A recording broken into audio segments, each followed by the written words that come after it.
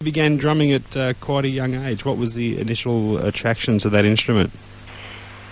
Well, I believe I was about 10 or 11, and my mom took me to see a movie. It was called The Gene Krupa Story. And I remember walking into the theater, and they had this red sparkle snare drum with a little spotlight on it. And I thought it was the coolest thing I'd ever seen. I didn't know what it was, but I thought it was the coolest thing, nonetheless.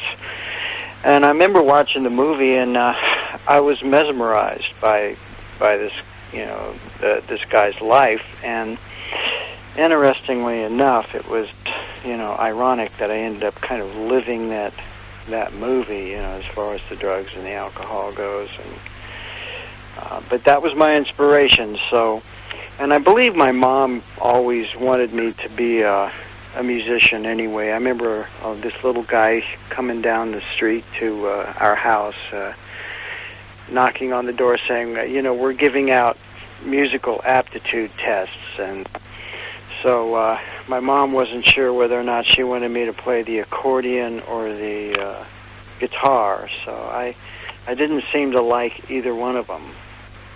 So I ended up with the drum. And I remember she went out and bought me a marching drum, and I used to march up and down the alley in the back, and was just fascinated with what it with the drum itself, and it just started to blossom from there. As the years went on and you began developing your own style, were there any drummers in particular that influenced that style? Well, obviously Gene Krupa, Buddy Rich, all the great old jazz drummers. Lionel Hampton was a great drummer before he was a vibe player, and I remember playing along to records, and I would play along. There was a drummer back then, kind of a rock guy, and I can't remember. I know he lost his leg in a motorcycle accident. It's funny, I can't remember his name, but he was a very famous young drummer at the time. And basically I would just sit behind the drums and play along to records. Just I never went outside. I never did much of anything except I'd go to school and come home and play the drums. Tell us about Clear Light, the band you were involved with in this. I get more questions about the Clear Light. I got a guy called me from Detroit wanting to know if I had any access to the old masters, and I'm currently trying to find them. Oh, wow. The Clear Light formed by the guitar player Bob Seal and myself met in Phoenix, Arizona when I was about 17. And we came out here to Los Angeles together and kind of hung around on, in Hollywood. I guess we were Hollywood street kids, and hanging around looking for people to play in the band. And we ran into the bass player, and I remember we found Doug Lubon in somebody's basement. Just, I remember he was taking speed and playing as, for days. They said he'd been down there for days. He was determined to learn how to play the bass. And slowly we started meeting other musicians, and we met Michael Ney, who was also a drummer. But Michael had the apartment. He had a place that we could all live, and so we just thought, well, why not have two drummers? Obviously the key motivation there was a place to live. But as we started to develop our sound, it started to become apparent that it was kind of a novelty and really, really kind of cool. And the band did some cover tunes of the Mamas and Papas and some of the current stuff that was going on, some Beatles stuff that was going on at the time. And I remember we were we had some rehearsal somewhere, and a guy named Paul Rothschild walked in the door, this little guy in a green velvet hat, and looked like a little leprechaun at the time, and said, I really think you guys got something. I want to sign you. And it turned out it was Paul Rothschild that just signed the Doors, and we were signed to Elektra Records, and kind of followed the Doors around. Obviously, the Doors took off and became huge, and we never really made it in the mainstream world, but we developed a really strong, what they used to refer to as a cult following at the time. You know, and we never made any money, but we sure had a lot of fun. What brought it all to the end?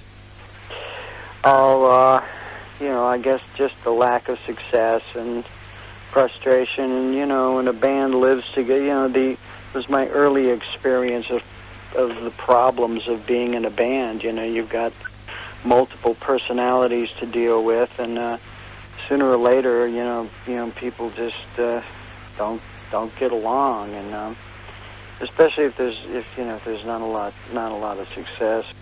You know, I guess the success really doesn't matter, because I know plenty of bands that don't get along that are very successful, but it just kind of fizzled out. You know, we replaced Bob Seale with Danny Korchmar, who was a very, very good guitar player from New York, but you know, it just never settled in, and our second record never got released, so we just kind of, you know, went our separate ways. You remember your first meeting with Crosby, Stills and Nash? Well, yeah, it was kind of different. I remember after Clear Light broke up, I had heard that Buffalo Springfield had broken up, and that Stephen Stills was looking for a drummer. So I remember getting Stephen's number and calling him, and we actually ended up getting together and doing some sessions. And we did some demo sessions, and I remember Bill Halverson was with him at the time. And in New York, prior to that, I had met David Crosby. David had come to see, you know, the Clear Light was playing at the Electric Circus in New York, and Steve Paul's scene at the time. And David Crosby, you know, loved the band and used to come and watch us. And then I met Graham Nash. I had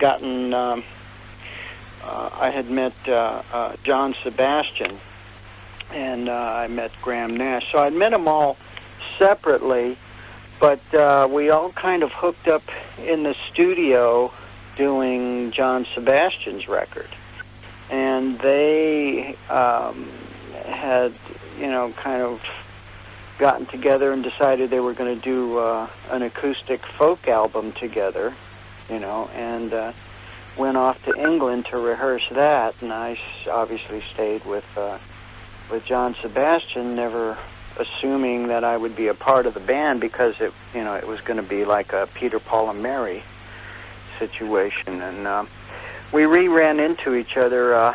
It just, you know, fate as fate would have it, I flew into New York the same time that Crosby, Stills and Nash flew in from London, and we were all supposed to go out to John Sebastian's house in Sag Harbor, Long Island, and that's where we ended up jamming together. And it was then it then occurred to them that, you know, I could play along with their vocals and not drown them out, but indeed enhance what was going on. So they decided to bring me in, and you know, then they went back. I had to finish the John Sebastian record, and they actually started recording without me. In fact, they had Jim Gordon come in and play the drums for a couple of songs. By the time I got back, you know, those songs were recorded, but what I ended up doing was playing over Jim Gordon's tracks, all except Marrakesh Express. He did such a great job on that we decided just to keep it. And then we had 3 singers and a drummer, and it was, you know, it was obvious that we needed a band if we were going to go out on the road. And so when we finished that first Crosby, Stills and Nash record, David and Graham went sailing. I guess David had to pick up his boat in Florida, so Graham went with him.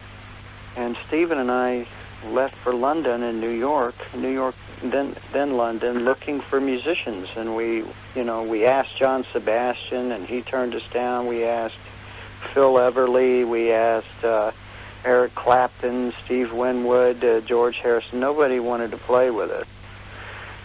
So we got back to Sag Harbor rather discouraged, and one of the managers, our manager David Geffen at the time, grew up with Elliot Roberts, who was Neil Young's manager, and suggested that we ask Neil Young in the band. And I remember driving out to where Neil was playing at the time, and saying to Stephen, "Gee, man, do you think this is a really good idea?" I remember you guys fighting was the reason that Buffalo Springfield broke up. And he said, "Oh no, man, it'll be cool. That was then, and this is now." And boy, it sure turned out it was like I had this ominous feeling, and sure enough, it just turned out to be not a good combination. It was a good combination musically, but certainly not personality-wise. What are your memories of the sessions for the Deja Vu album with Neil as the addition there? It was a nightmare. Yeah. It took us almost a year or longer to finish the album. He was so difficult and insisted on taking his song. I mean, that's when the band became separate. That's when it became, everybody's individual songs, and it was arguments and fighting and yelling and crying. I remember Graham standing in the middle of the studio crying, going, "My God, you guys are destroying our dream. What are you doing?" And it was just awful. The music obviously was great, but I'll tell you, it was like pulling teeth, and it was the beginning of the end for the band, and I was heartbroken. I remember it was just, I felt so powerless over it. As something that I had been so proud of, watch it go right down the drain. Personally, did you feel a part of the group, or did you feel more like a hired hand at times? Well, in the beginning, I remember when we had our meeting before Neil Young, and they said, "Listen, we really want you to be a part of the band. We want to split the gigs equally with you. We want to give you a point. We're each going to pay you a point off the records. And if you end up writing anything, I wasn't a writer, so I didn't even consider, getting paid for the writing. But I was offered a piece. It really was about the three singers and a drummer. That's why they put my picture on the back of the album. If I was a sideman, they wouldn't have bothered to do that, obviously. But that first Crosby, Stills and Nash record with them sitting on the couch is, I'm looking out the back door. So I was a part of, yet not a part of. And I remember when we, were trying to name the band, and I remember Stephen coming up with a name, the Frozen Noses, for obvious reasons. And, everybody kind of guffawed at it, but it really wasn't pursued. And Geffen and Roberts really kind of encouraged them to keep it Crosby, Stills, and Nash. And, we talked about it, and it was decided, and I agreed that, I would be kind of the mystery kid, that they would be able to, people would want to know who I was, and, it would be a part of our mystique. And except when Neil came in the band, then it became Crosby, Stills, Nash, and Young, and I was kind of pushed further in the background. Still getting points and obviously sharing in the in the monies for for the live performance. But what I didn't know at the time was there was no money for live performance. That we lived so lavishly. We had our own 707. We drove. It was first class all the way. Well, the lawyers and the managers got paid, but there was no money left at the end of the tour. So, I ended up not making any money off touring, and just kind of, got further and further into, the drugs and the alcohol, because I felt, I felt like my dream was dying, and that I was, powerless over making it better, and powerless over changing the situation. I was watching it, unravel before my eyes, and it certainly, although I don't blame that on the drug use, but, I went overboard on the drugs. And we broke up in Denver in 1971 on stage. Neil Young walked off the stage, and, I remember Neil Young, Stephen fired Greg Reeves because Greg's, playing was getting worse, and he was becoming more and more bizarre. I guess his drug use was increasing. But Greg was a good friend of Neil's, so, that didn't work. That didn't sit too well with Neil. And the problems with Stephen and Neil were obvious from the beginning, especially, I remember through Deja Vu with them. So when we broke up in Denver, Neil walked off the stage and said, "I'm never working with Stephen Stills again." And actually, David and Graham sided with Neil. I couldn't believe it. So they fired Stephen on the spot, and they were going to finish the tour without Stephen. And of course, I said, "No, that's not going to happen." And I flew back to Los Angeles with Stephen, and I said, "Well, screw him. We'll start another band. We started this one. We'll do another one." And of course, when they got back into town, Ahmet Ertegun and all the big shots from Atlantic Records says, "If you don't finish this tour, you'll never work again, and we'll break your legs." So that's when Neil said, "Well, if I have to finish the tour with Stephen, then Dallas has to go." And that's when I was informed I was out. So that was the end of it for me, as far as Crosby, Stills, Nash and Young goes. But Stephen and I stayed together and did all his solo stuff, and then we formed Manassas, which was certainly my favorite band of the whole bunch. Terrific. Yeah, it was a terrific band. Those albums stand up so well these days. Oh, I think they were absolutely ahead of their time. We as a band did what they're doing now as country music. We were, I used to refer to it as just white boy rock and roll, and we, it was a great band. We played, with Chris Hillman and Al Perkins and Paul Harris and Fuzzy Samuels and Joe Lala. I mean, it was a fantastic band. I loved playing with that band, and we stayed out on the road for an entire year. I remember we came to Australia, and we flew over there with Canned Heat, and the stupid manager of Canned Heat at the time had stashed some cocaine in the equipment. So all the equipment was stashed together, and so they arrested everybody. I'll never forget after that, we flew there. It was a 23-hour nightmare flight from London, and we got on the plane in Sydney to go to the whatever gig it was, and they pulled us off the airplane and arrested all of us. It was just an awful experience. Now, I wish I had. I loved Australia. I wish I could have gone back and had a more positive experience. You weren't the only one to fall on the wrong side of the law down here. We had a habit of treating our overseas tourists that way in those days. Yeah, well, it's it was a new experience for us. Not that we weren't, indulging in our own abuse, but it was kind of frustrating because it wasn't ours. It belonged Made to it those even guys. So it made it even worse.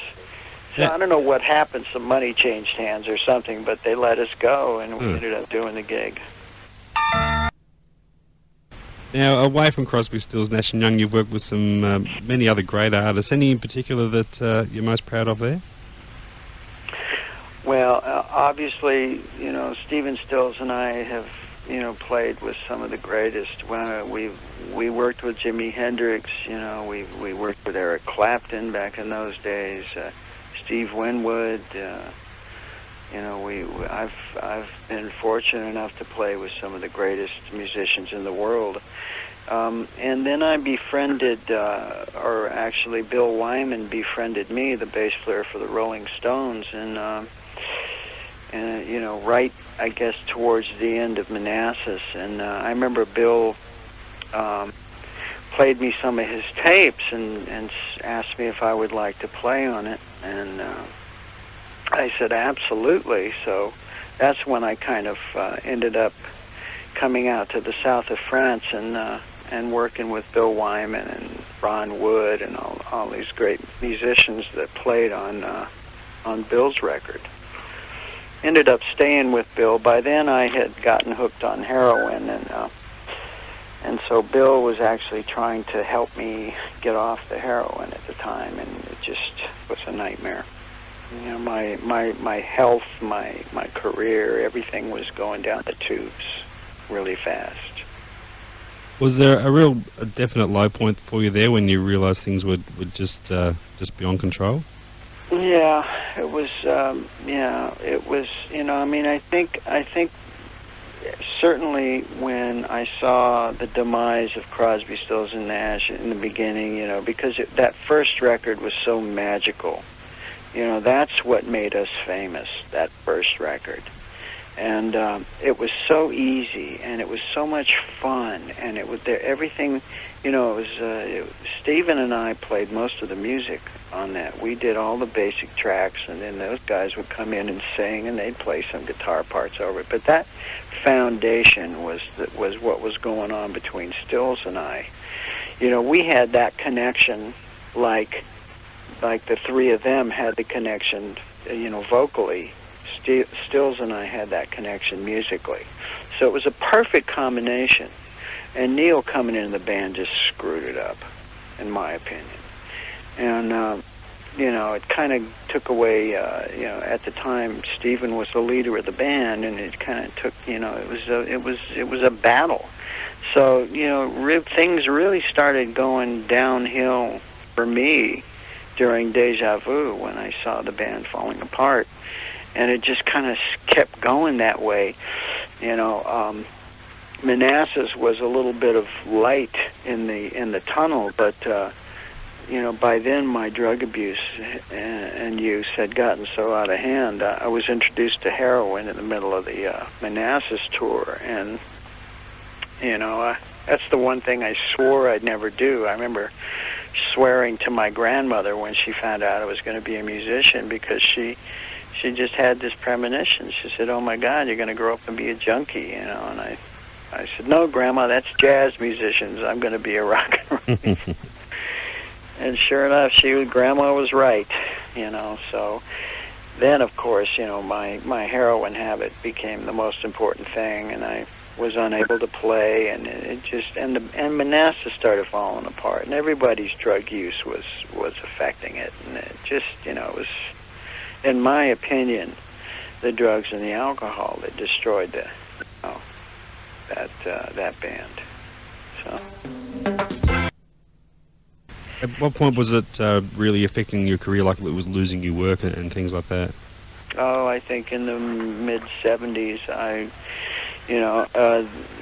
it was pretty well-known fact that I was using heroin back then, and it wasn't as prevalent as it is. It wasn't as accepted, believe it or not, as it is today. Mm. And so, it was really, I was kind of taboo. And obviously it doesn't help to be called for a session and not show up, So I just kind of became a hermit and stayed in my home and did drugs and, didn't, was just heartbroken because of what happened with Crosby, Stills, and Nash. And then I felt the ultimate betrayal for being fired from the band, because I had worked so hard with Stills to put it together. So it was a living nightmare for me. It was so frustrating to have been a part of that great music and then watch everybody self-destruct in that way. So, I kind of hit bottom back then and stayed there till 1984 when I finally was so sick and that I ended up going into rehab and staying clean from then on. So was there a particular turning point where you accepted that you had a problem? Is that the first step to actually overcoming it? No, I had gone into, my first experience with heroin, I think, was in '73, and so by the time I realized I was addicted, I agreed to go into rehab. I remember talking to Stephen about it, when he confronted me on the fact that I was, staying in the bathroom a lot. And I went into rehab in '73, and just to try to get off the heroin. I had no intention of stopping everything else, and it never worked. I was loaded the minute I got out of rehab. It was because I didn't want to stay clean. I didn't believe that I couldn't just smoke a little pot, and frankly, I couldn't. The thought of life without it was too frightening. So it struck. It finally, in 1984, I hadn't worked in years, and I had no money. The Ferraris and the money and the big houses were long gone, and I kind of just ran out of gas, and ended up with a suicide attempt, and ended up in the hospital. And for some reason, I just kind of gave up and decided that I realized that I couldn't do just a little bit of anything. That anything I did was to excess. So, I stopped and stayed stopped at that point. On to more pleasant times now. Tell us about David Neely, who you've been working with for quite a while now, I believe. David and I met in 1980 in Phoenix, Arizona, and he was working with Waylon Jennings, and I was in the studio trying to do my own solo record, and he loved my music at the time. I remember him saying, God, your songs are great. I love what you're doing. I'd love to work with you. And he ended up moving out, actually, around '84 to Los Angeles, and we started writing songs together. And, I just was too sick at the time to really do anything. I ended up getting a liver transplant, and I never understood why I didn't feel well enough to do anything. But we continued to write, and then his father died, and he went back to Nashville, and we rehooked up about 4 years ago. And by then, I had been working in recovery and doing a lot of, become very successful in helping other, addicts and alcoholics here in Los Angeles, and had, built up enough money to build my own studio. So we just started recording, and all these amazing songs started coming out, and we just we've been a song factory ever since.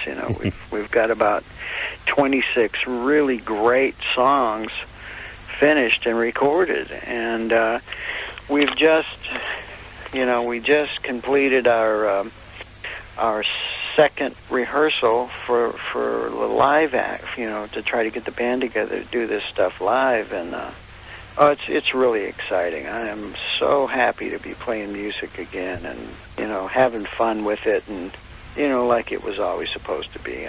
I'm real anxious to have people hear this new band, because it's really good. This stuff is great.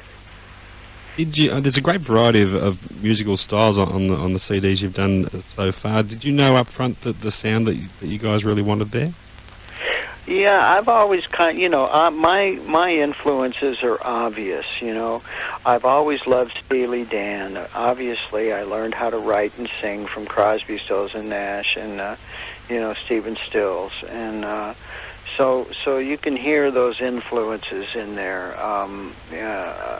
Certainly, Don Henley has been an influence in my life, and I grew up playing blues. I mean, what I didn't mention to you was that I had played with Muddy Waters and Junior Wells and Buddy Guy and all those guys.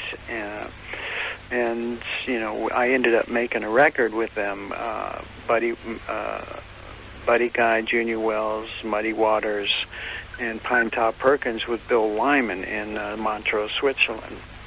So I've got a little bit of the blues influence, and it just all came together on these CDs.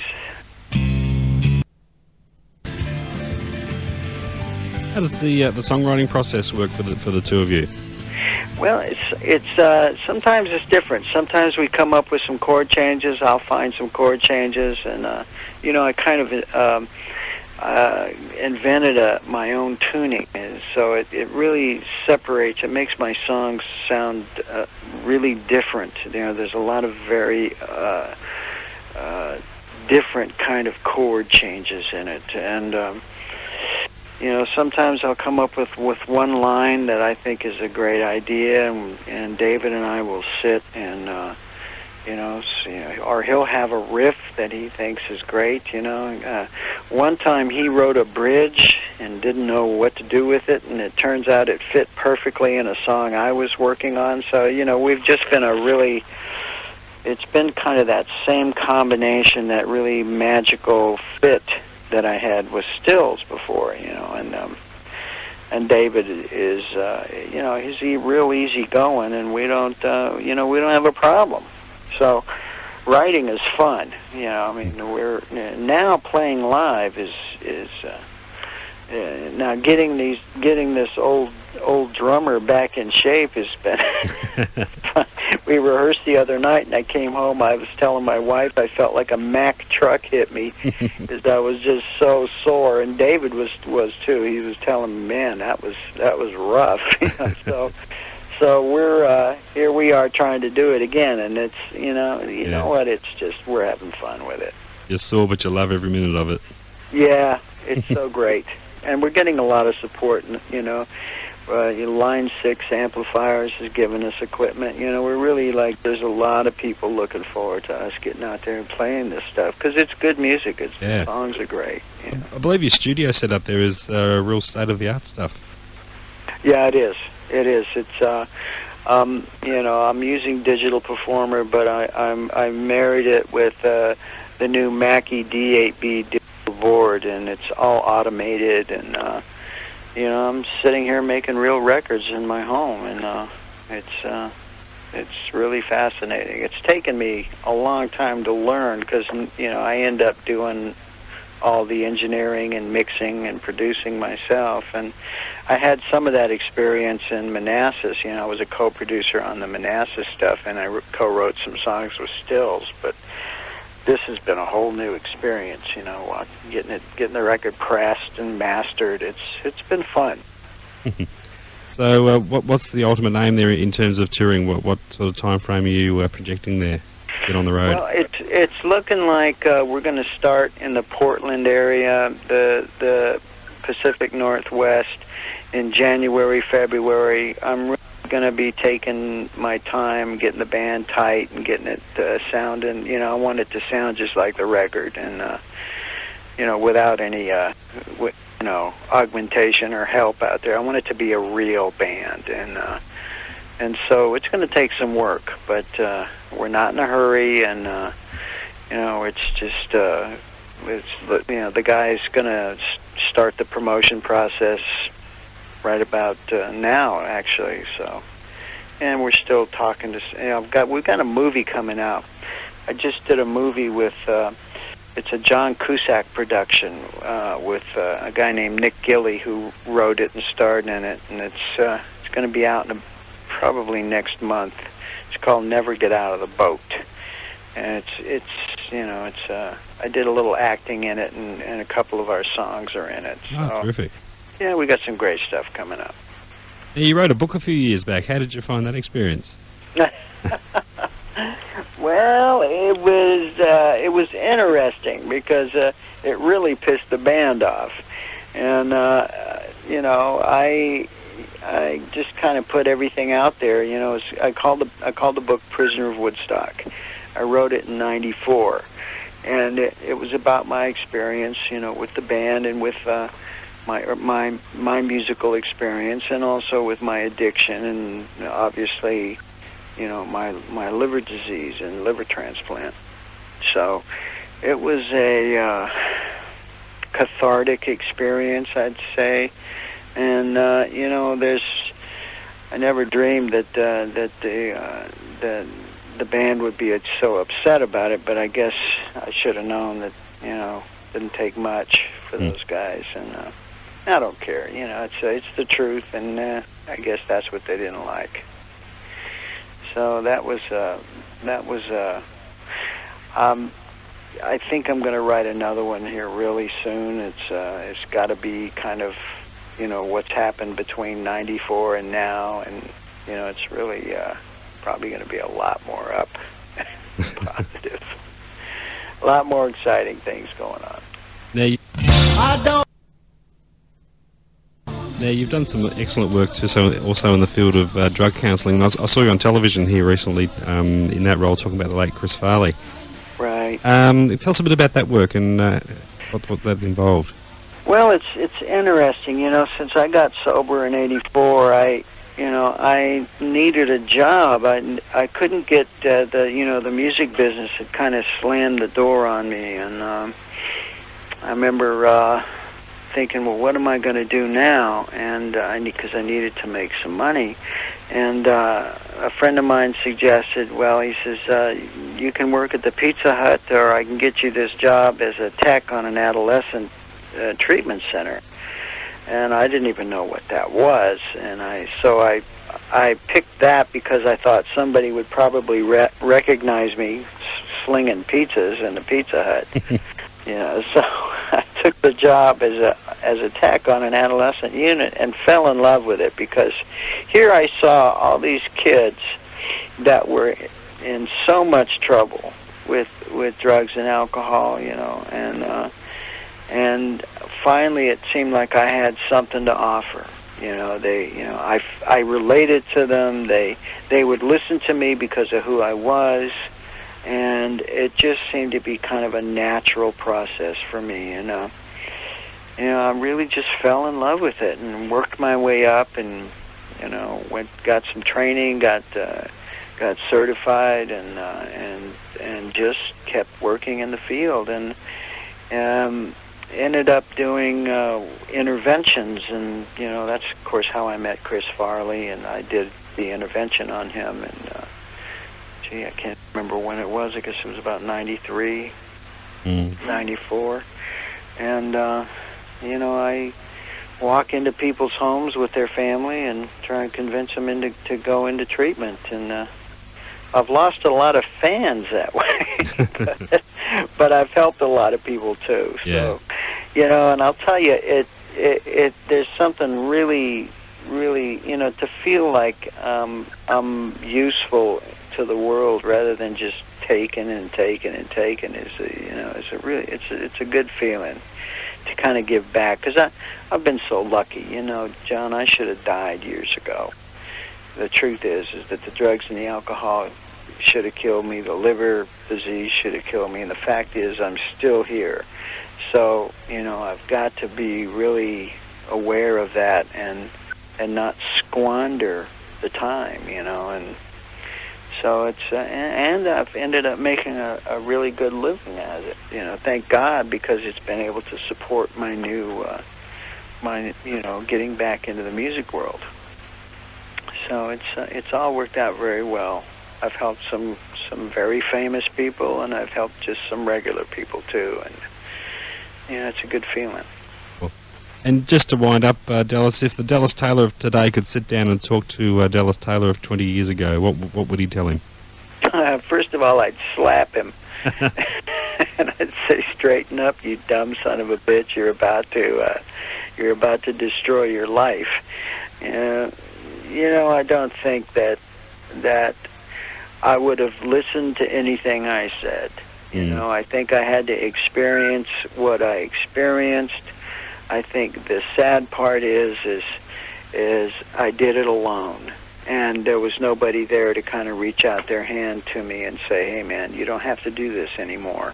I think that's why I'm doing that now. Yeah. That's probably what I'd say. I'd say, you know what, there's a way out. You don't have to, you're not the piece of crap you think you are. And your life, can be good. But you got to give up the drugs and the alcohol. And that was the impossible part for so many years. Because it was my safety net. Well, Dallas, thank you so much for your time. I'll keep you a little bit longer than I said I would. I hope that's not a problem with you. Not at all. I really enjoyed it, and I hope you liked the CD, and I hope we can get it out there and get people to hear it. Hope we can get you down here again. We promise not to bust you this time. That'd be great. I'd love to. Well, there would be no reason to bust me this time. So, I'm sure we'll get down there, and looking forward to meeting you in person. Yep. Thanks for your contribution to some wonderful music over the years, and it's really great to see you at a new beginning again. Yeah, my pleasure. Thanks, John. Take care. Bye-bye. Bye.